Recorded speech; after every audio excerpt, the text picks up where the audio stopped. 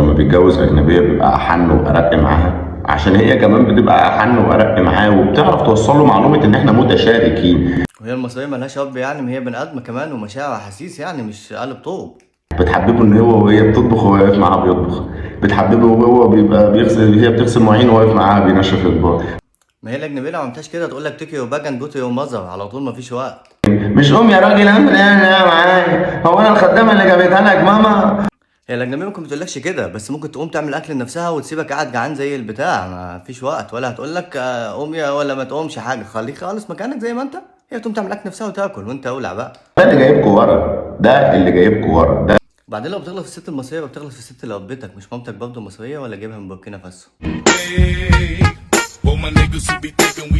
بعدين كنت لسه سامع واحد بيقول لو اتجوزت الأجنبية مش هتلاقي الدنيا عنب، عايز أفتكر بس مين كان بيقول كده.